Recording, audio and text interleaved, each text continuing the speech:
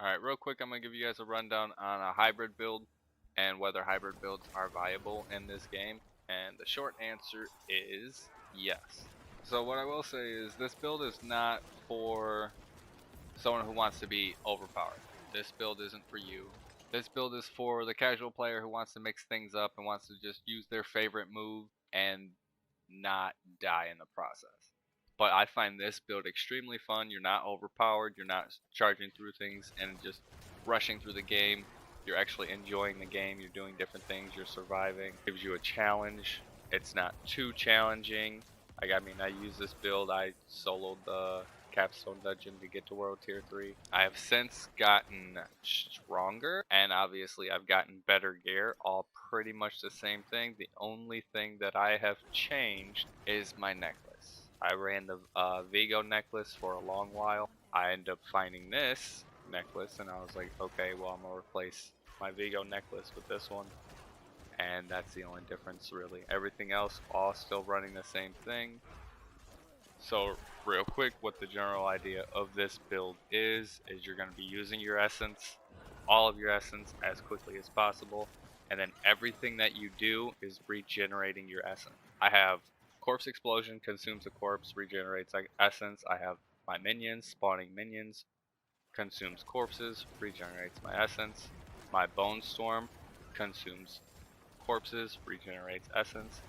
So when I use Bone Spirit, empties out my essence, I launch Bone Storm, get all of my essence back, start corpse exploding, and that's pretty much it. I have a 5-stack thing for my Bone Spear, so when I consume 5 corpses, my Bone Spear does way more damage. I will show you all of my stuff right now. Let's see. I have a better aspect for this, but I got this one on because it's the better helmet. So you gain 0.3% increased armor for 4 seconds when you deal any form of damage, stacking up to 30%.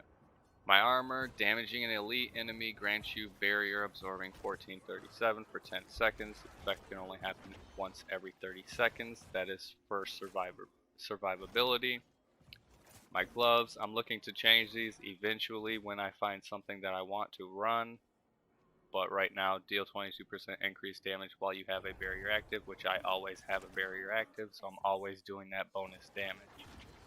My legs, each time Bone Storm damages an enemy, you gain a barrier. So Bone Storm, yeah, there's a cooldown on it. I think it's like 40 seconds or something like that, but the cooldown is actually not that big of a deal.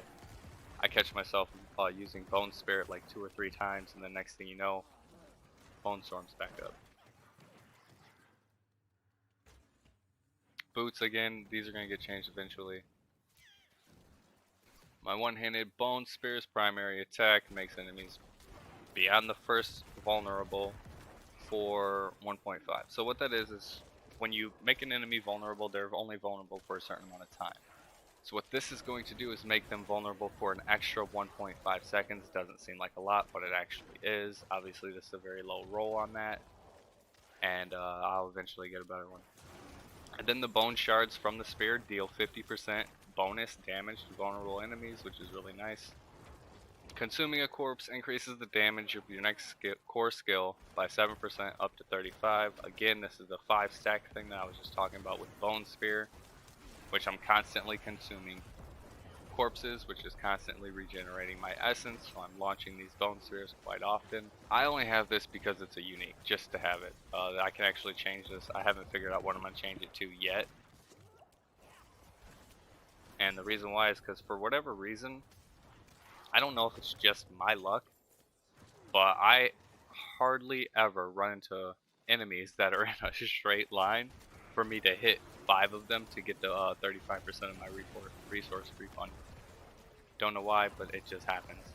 Bone Storm consumes up to 8 corpses to increase its duration by up to 7.2, which is almost max. It's not quite though, but again, while it's consuming corpses, it's also regenerating my essence, and it's also powering up my next Bone Spear. The Ossified Essence key passive also increases the critical strike damage of your bone skills by 1% per essence above 50, up to 56%, which is a really high roll on this. Not perfect, but it is a high roll. Now, this, I'm constantly doing critical strikes due to my skills and my abilities, which I will show you here in a moment. So I'm constantly getting that 56% boost. On to my abilities, starting off with Bone Splinters. Why do I have Bone Splinters? Because it's a bone move. It also causes vulnerability. Bone Spear, obviously I have an extra stack of 3 due to my gear.